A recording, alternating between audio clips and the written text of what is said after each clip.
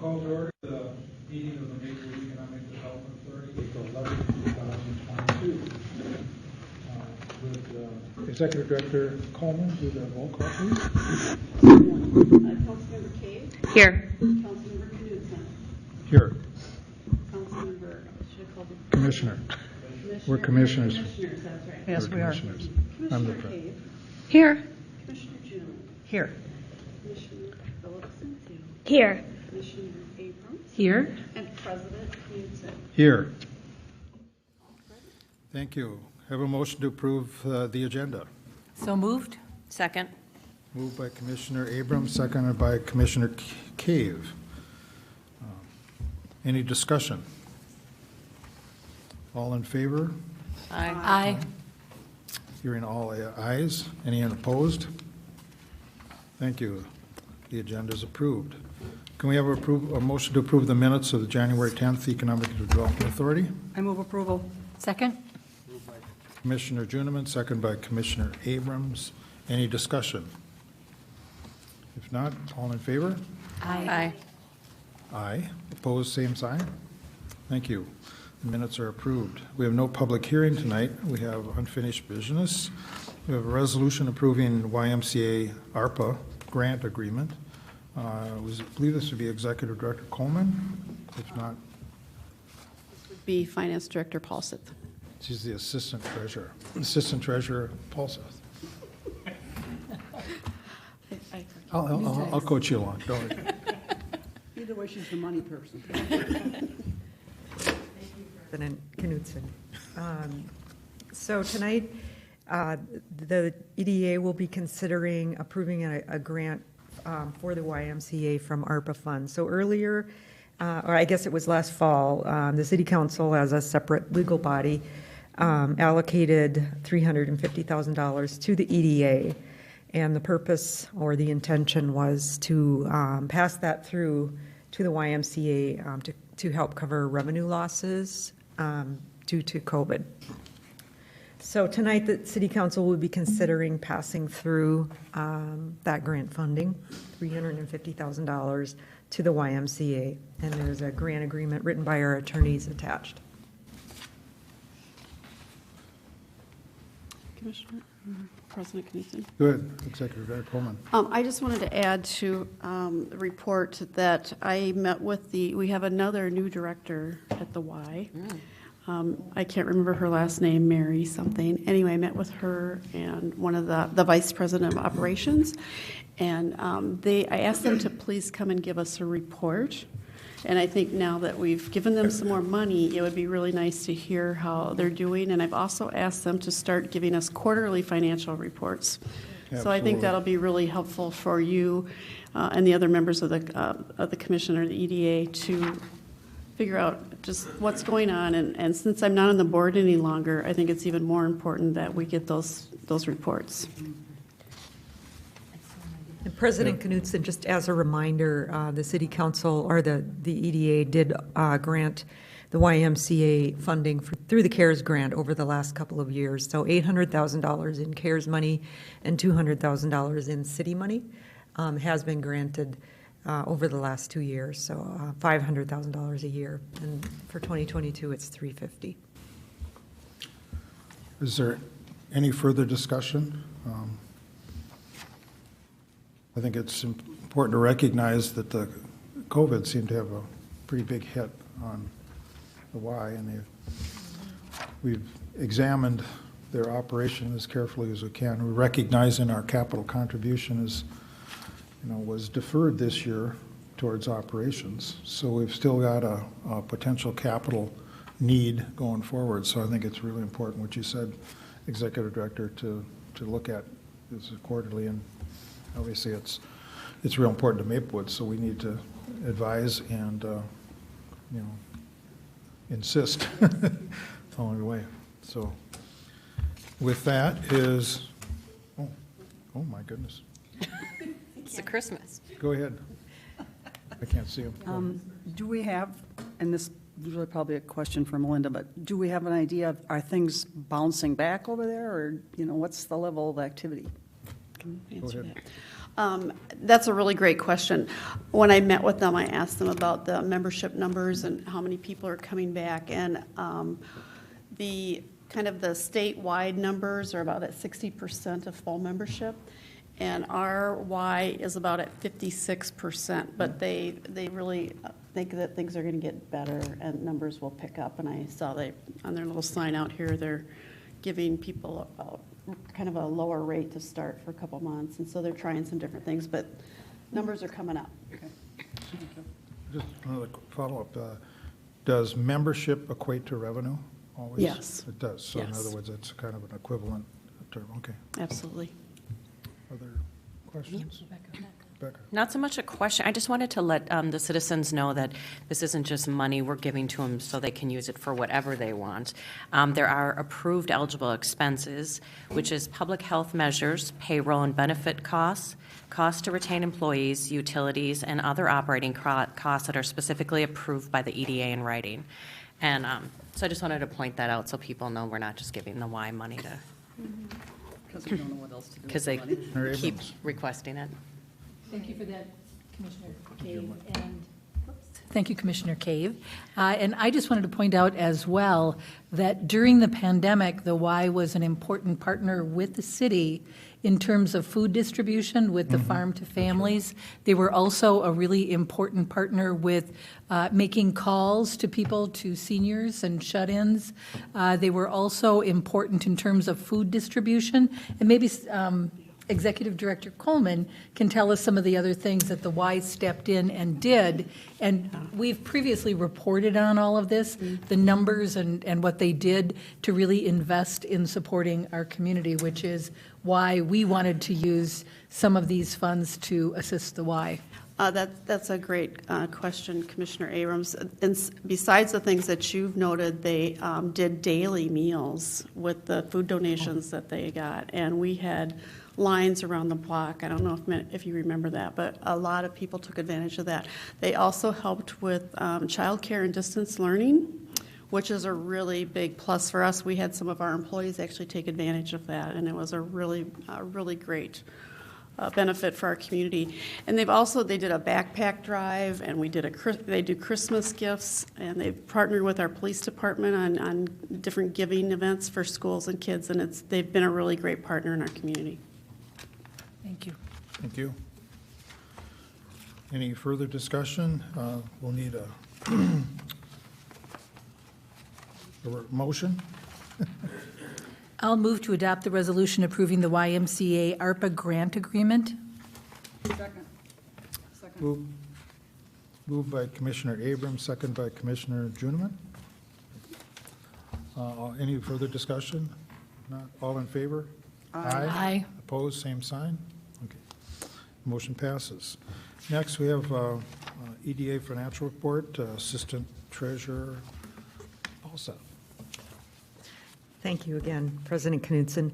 So I just wanted to give you a quick overview of where the EDA's finances are at this point. So there are a couple of reports attached. One of them is for the year ended 2021.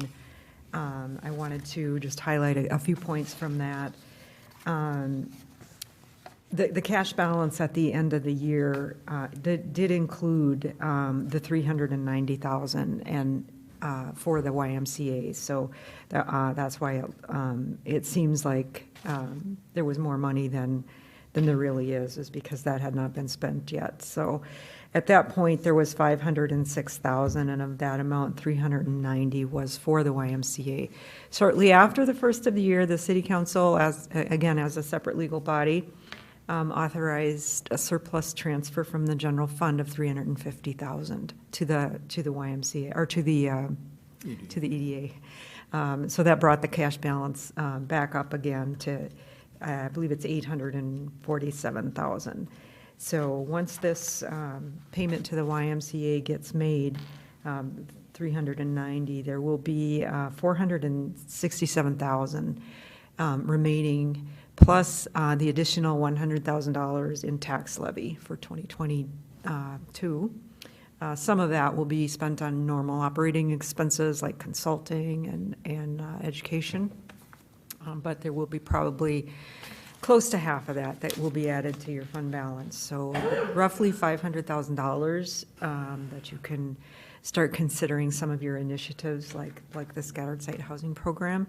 And again, the city council, as a separate legal entity, will also be considering general fund surplus allocations in June of this year, of which the EDA may be a beneficiary of that as well. So I will stand for any questions that you have on the financial reports. We, in the past, have been running with around 200,000. How did this, is this serendipity, or is it just, because I remember we were doing this planning with the Housing and Redevelopment Group a few years ago with the tables and stuff like that, looking at ways that we could develop. And this is just expanded to 500,000 from the 200? So President Knudsen and council, our commission, the primary driver there was the $350,000 transfer from the general fund. And that was intended specifically to help you with your programs. And that there will be another consideration again in June of this year by the city council. So that has helped a lot. Also, a lot of the expenses were scaled back during COVID. There were a lot of operating expenses that the staff would normally have attended certain training events and had business appreciation lunches and things like that were canceled. So that played a role as well. Oh, excellent. 'Cause we have some really, I think, important things to do in the city with this kind of money available and opportunity. I think it would be real important for us to be prudent, and work through our long-range plans as well as our short-range. So, commissioners, any other comments? Ready to get to work. We don't need an approval for that, do we? No. Okay then, thank you. New business, we have an update on 1946 English Street. We have Assistant Executive Director Thompson. Thank you, President Knudsen and Commissioners. If I can get the presentation pulled up. Back at your January regular EDA meeting, we did kind of a update of the whole Gladstone redevelopment area and neighborhood plan implementation, but we wanted to do a little bit deeper dive or more in-depth discussion tonight specifically about the Moose Lodge property, and just get your direction and feedback as we move forward with positioning that site for demolition and site prep as well as redevelopment. So just a bit of background. We closed on the sale of the city purchased this and closed in 2019. We paid $900,000 for it, and we've certainly been doing a lot since that 2019 closure in the last 3 years. I would say that of all of the, certainly of the city-owned properties in Gladstone, but probably of all the development sites, we actually get the most interest and developer feedback in a positive way about this site. So we have been actively engaging the development community on a very regular basis. When they come to us with potential development sites, this is always at the top of our list. And so I can't count the number, but multiple developers we've talked to about this site. One of the things we've explored in depth with those developers is the consolidation with the adjacent properties. So on this map, we own the red parcel on the northeast corner of English and Frost, and then those two yellow are separately owned properties. The property in the back is a stucco contracting business that occupies that site, and then the building up front is kind of a multi-tenant building with some, I think there's a laundromat and some other kind of smaller tenants within that building. So we've kind of worked with the developer community to kind of engage those property owners to see if site consolidation and redevelopment on a larger site would be possible. They just haven't finalized any of those deals and not kind of struck those final deal points to make that happen. But we know in the 3 years we've had it that the building continues to deteriorate and have problems, and we certainly want to now accelerate redevelopment. So we just want to make sure the EDA is comfortable with kind of the path we're outlining and get any, as I said, any feedback as we go through the next steps. So just some of the property information, which I think is important. What we control and own, that site is just over 2 acres. It's guided in our comp plan for mixed use, neighborhood high density. And so it's a pretty general land use category, but we would allow for neighborhood level retail service, certainly office, though the market on office is not great. It does, and then we of course allow high density residential within that district. The comp plan notes that it's expected to lean heavy on the residential side, most of the building being dedicated to residential, and then does allow for mixed use, either horizontal or vertical. And what that means is vertical mixed use means the ground floor is the commercial component, and then the upper floors are housing, whereas a horizontal mixed use is separate buildings. So there could be one building being housing and then a separate building on the same parcel or adjacent parcel that's commercial in nature. And then for the residential densities, we allow up to 50 units per acre. So again, just on that 2-acre site or just over 2-acre site, that would allow for a housing project of between 53 and up to 106 total units. As you know, as everyone knows, there are significant demolition and site preparation and clearing that needs to happen before redevelopment occurs. And that's not lost on us, and we know that that's a priority. I know we've talked about it with the EDA before, and you've expressed the interest in proceeding forward with as soon as possible and as quickly as possible on that the site preparation for redevelopment. Just remember that there is a there's just a TIF redevelopment consideration in that equation. That once we start that, then a clock starts of when redevelopment needs to occur in order to capture that increment. And that we talked in January that we would like to pursue a redevelopment grant program through DEED for this year to help front those costs. And we think the project, based on what DEED has released, we think it's a really competitive site for that, and certainly would want to pursue that funding. And so that's a July application deadline to DEED, and it's a pretty quick turnaround so that site demolition could proceed this year in 2022. So that's certainly our continued goal, is to demolish the site. Why, obviously it's a big building, there's multiple parking lots, but the other thing that we've thought about is there's a full basement underneath that building. I mean, it's got a big building, so there's quite a bit of demolition and then kind of backfill that would need to occur to kind of make the site safe and looking good for the neighborhood and not just leave it empty and with the excavation of the basement. So anyway, those are the things we're thinking about as we plan for the demolition here in 2022.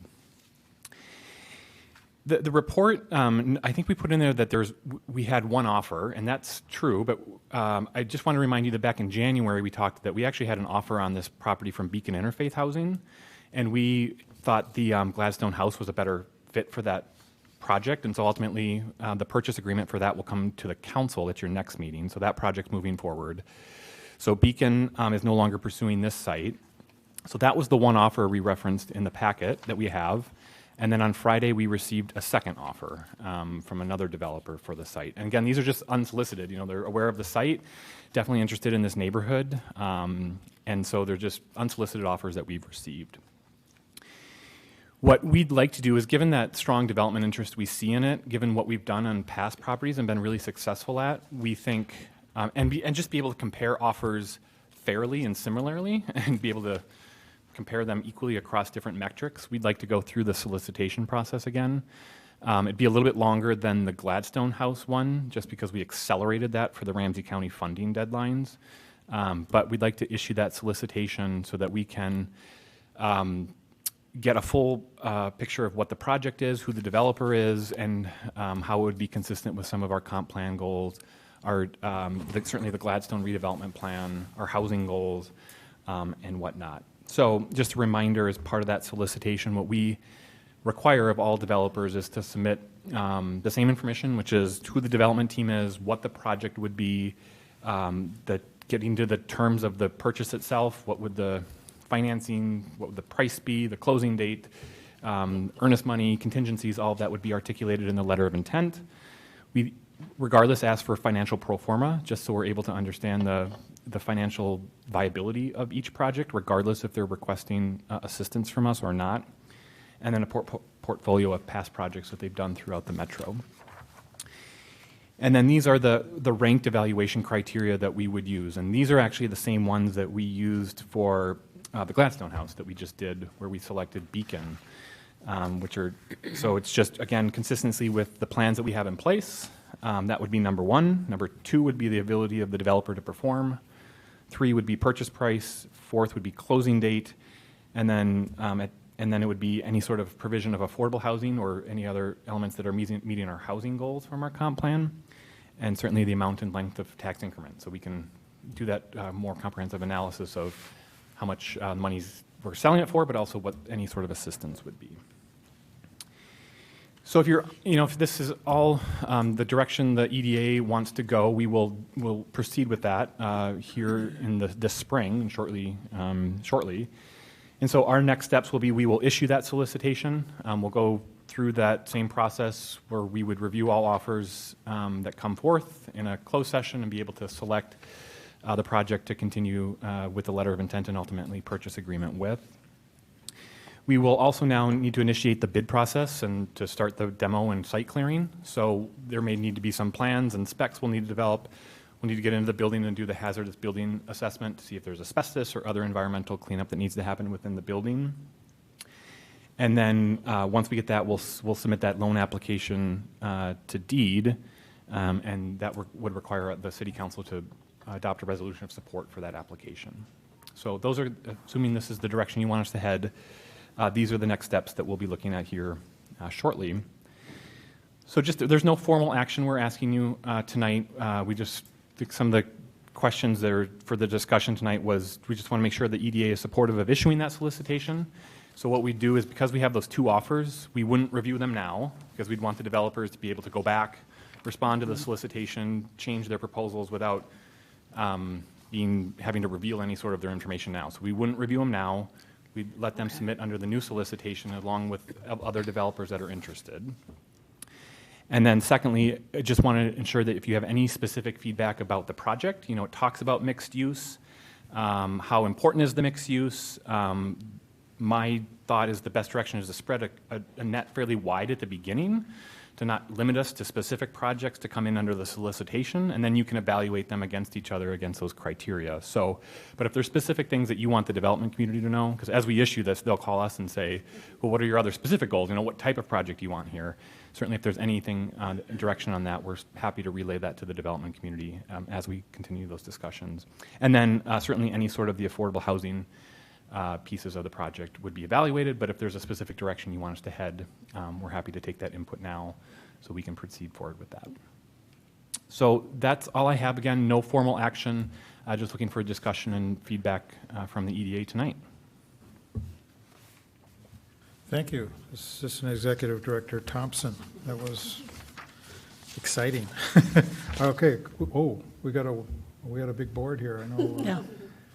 Commissioner Abrams was kicking me, so she's got something to say. I don't have a button. Oh, you don't have I don't have a button, so I have to say, yeah. We have to wait till last then.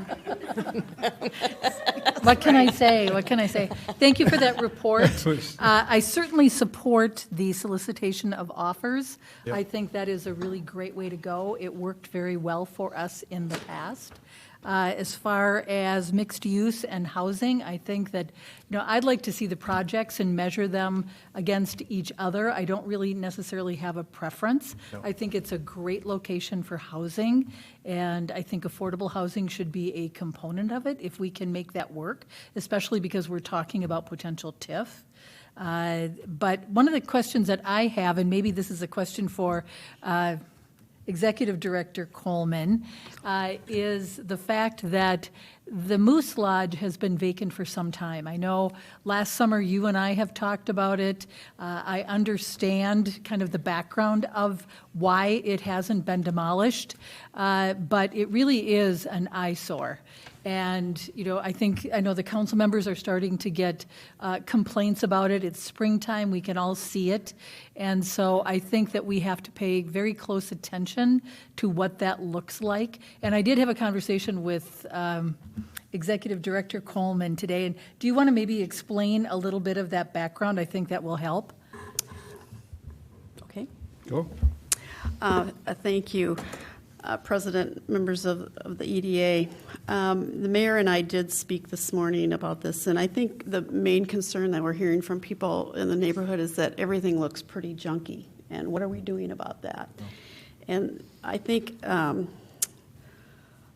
Mr. Thompson talked about how we have that 3-year window, that once the building goes down, we have 3 years to get a project if we want to qualify for TIF. And so that's one of the main concerns. And I have to say, when I explain that to residents who call, they go, oh, okay, that makes sense, but we still want it to be clean and boarded up and safe. And so we'll keep an eye on that. One of the things that happened, we turned over a lot of this should have turned over to our park maintenance staff, but we didn't connect the dots. They didn't know they were supposed to take care of city property. They didn't know it was even city property. So we've taken care of that. They are aware now that it needs to get on their mowing list and keep an eye on it. We've also heard a lot about things are just unsightly. So I'm going to suggest to Mr. Thompson and his staff, his code enforcement staff, that we go out and take sort of a comprehensive review of that whole neighborhood, the whole Frost Avenue neighborhood. I think that might be a good way to have a comprehensive approach to where are the code enforcement problems, where are things that aren't kept up. Is it our responsibility or someone else's? In addition to that, I think a lot of the concerns have to do with the road improvement on Frost Avenue. We put sod in and along the right-of-ways between the sidewalk and the street, and then we had a drought. Yeah. And so it just looks really bad, and people weren't keeping up with it. So we did a letter campaign to everybody last fall, and said, this spring we're going to reseed, but you're going to have to help us water. So we let people know that was going to be their responsibility to help us out there. If you want it to look nice, you're going to have to help us. So that's going to happen this spring too. So I think some of these things should maybe turn things around a little bit. When I tell them that we have lots of property that we are talking to developers about, and it's just a matter of do we get the right one and can we move forward? And some good things are going to happen, and some are already happening. So I think we just need to be a little more diligent about the things that need to be taken care of that we do have some control over. So that's the plan that I have, and I'd be happy to answer any questions or hear your concerns about that. One more point. We'll chalk it up to marketing expense to keep the, There you go. Yeah. Go ahead, Commissioner. One of the things, too, that I talked with Executive Director Coleman about today was, as soon as we know the developer, that we put up a sign at that location that says, coming soon, demolition, and then give them whatever information we have, so that people driving by will actually know about that, that we do care about how it looks, and that we are doing something. And I think that City Manager Coleman thought that was a good idea as well. I've actually talked to Mr. Thompson about that today, and we have our own sign shop in Public Works, so we'll be able to get that out as soon as we have a project ready to go. Thank you. Who's next on the list? Commissioner Cave?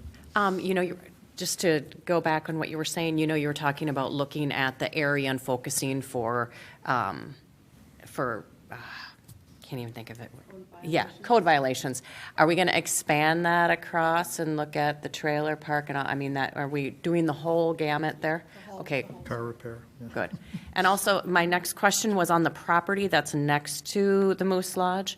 Are they interested, like the bakery are they interested in any redevelopment, or knowing that we're looking at doing an area right there redevelopment? Are they interested in having anything purchased or?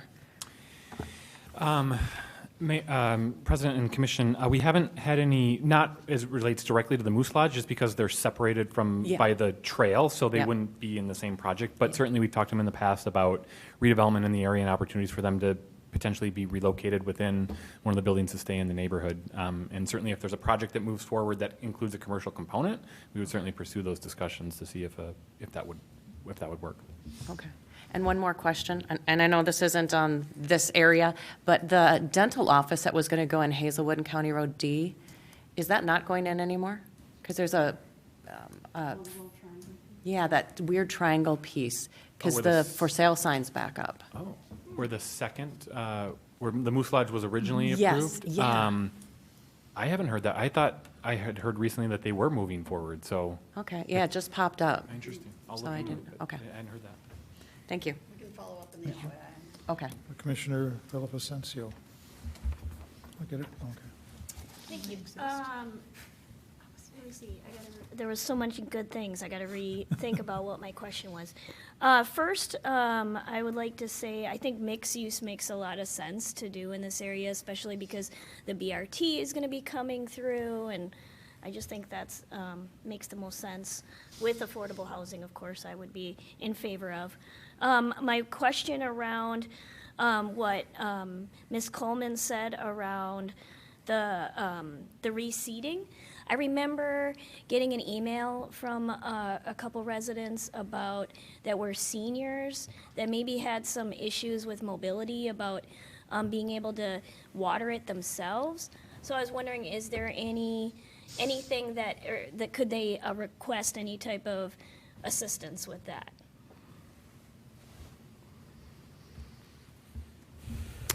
That's a really good question, but one we have not had asked us, they no one's asked us to do that, but we can certainly, I'll talk to Mr. Love about that and see what we can do. And I know we do some watering too, so maybe we'll just have to be more aware of, we get out to certain properties if they're unable to do that. Yeah, thanks. And I'll look back at my emails to find out who that was, and then maybe I can forward that on to you. Specific addresses? Yeah. Yeah, that'd be great, thank you. Thank you. Commissioner Joneman. Thank you. I too think mixed use is important here. I'm a housing proponent, but as we all know from other places in Maplewood and other cities as well, business begets business.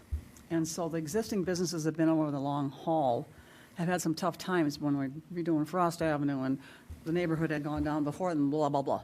And so I think we should try and focus on mixed use for the sake of possibly attracting some other small businesses so that it becomes more of a attraction, and there'll be attraction for more than just the people who will live in the housing. So I really think that's an important thing to push for.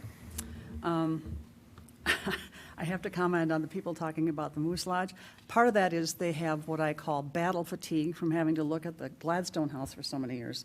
They're thinking, this is going to be another one of those. So I think people are more sensitive, and they're going, will you do something, please, so we don't have to look at all this? I think that's a little bit of a carryover anyway.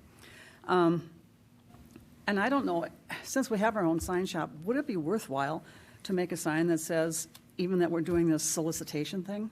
Because it says that we're alive and kicking. So could we put on that site, seeking solicitation of interest? Proposals or something, Yeah, yeah. yes, so that people know Good on we're the not site, sitting on it. Sure. Thank you. Thank you. I just have a question as thought. How important are those two properties to the viability of this project? It's a really good question, because one thing we've been concerned about is not wanting to make redevelopment on those sites more difficult in the future with just redeveloping one of the parcels. I think, to be honest, there was one developer that was able to come to agreement with the contracting business, and so that became even more concerned because it was just going to leave a little teeny parcel kind of out front. So it's kind of, that's because, and that owner's been less interested in a consolidated development plan. So I think that's why we're moving forward saying, are you comfortable that that's just focusing on the redevelopment of the Moose Lodge, understanding that there would be still some development opportunities if those other two properties were to go separately. It would be challenged. It'd be easier to do it later, but there's I guess what I want to know, is it viable without those two properties? I think so, yes. Okay. Yes. So when we get further along, that could change their whole opinion. Sure. Yes. So in the long-range plan, we might do an iteration that says, here's what could be included, and without being heavy-handed or anything, to Absolutely. encourage the development. But if it's viable in and by itself, then we've got a better position, is what I'm getting at. And secondly, you said something about a big market basket. I'm thinking we ought to look at something market rate too. As Commissioner Joneman was talking about business to business, and look at it from the point of view, are we doing it in lieu of? In other words, instead of affordable housing, are we doing something, or can we do both with the distribution of affordable housing throughout the community? So I'd be open to looking at, something, because it seems like what was the opportunity, 100 and some units tops, kind of thing. So, I mean, it's not a huge project, but it really would be nice for that neighborhood. And so anyhow, just my comments. Any others? Commissioner Juniman? Thank you, President. This is just a little aside, but last week, there's an East Metro DFL Senior Caucus that meets monthly, and they have speakers, and I wasn't there, but a friend of mine was, and my husband went, and it was a program on affordable housing and the communities right around. And just so we know, we rated really high. Maplewood was brought up several times as being friendly to this type of thing, but not just friendly, making the motion to get it going and moving. And this particular person said, that's how you get good affordable housing in a city, is you get something, and then you encourage it, and you encourage other things around it, which is kind of where my mixed use thing came from. And pretty soon, people, because, you know, there's a stigma from 1972, I think, attached to affordable housing. I got news for a lot of people who live in Maplewood. The house you live in is affordable housing. But I think we need to keep tamping that down, because it isn't what people want to think it used to be. And so the more we do something wonderful with Gladstone, and we encourage mixed use, and we attract all kinds of housing, and I kind of agree with President Knudsen that we just can't do affordable only units over and over and over for lots of reasons. Number one, if you get a section of any city where, oh, that's where those people live, I mean, you don't want to do that. You want to keep it mixed, and you want everybody to like where they live. So I think we need to really harp on the mixed use and the mixed levels of housing. And we are being recognized for it. Support what you're saying. I mean, we look at the projects like London, I mean, essentially, those affordable are built into the enterprise.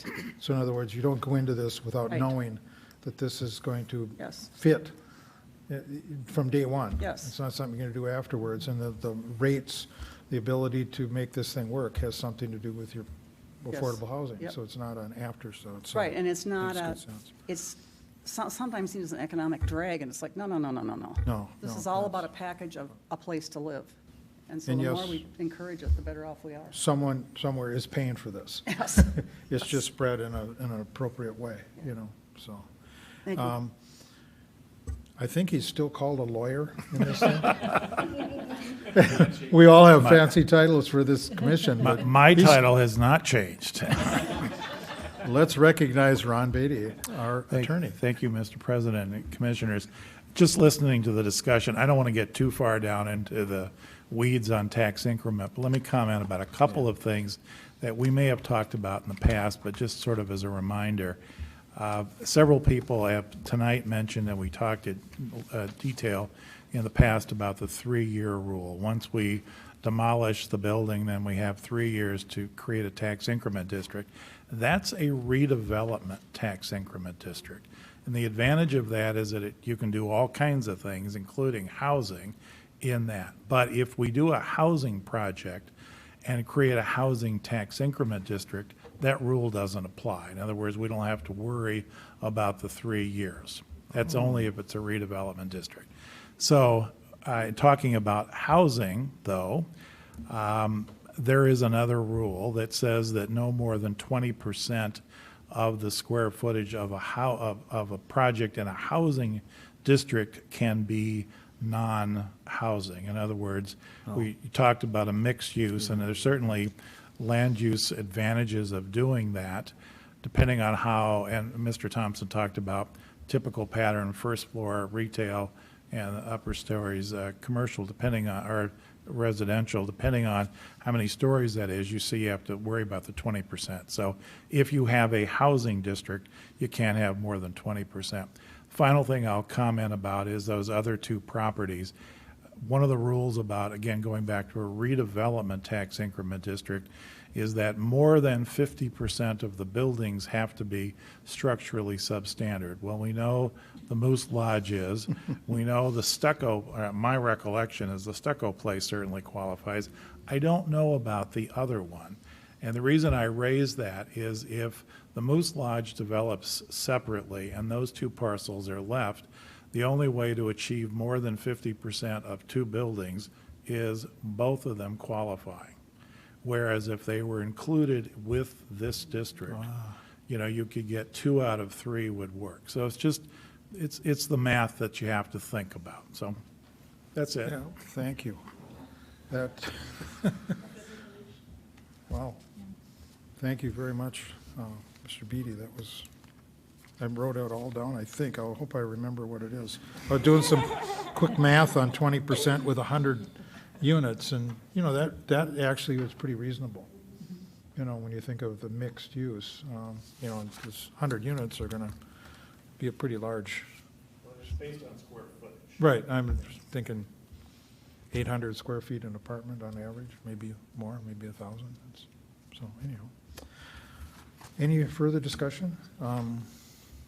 I, for one, like your plan. Everyone else gets all the nods? I like it, okay. So, that's all we have for tonight.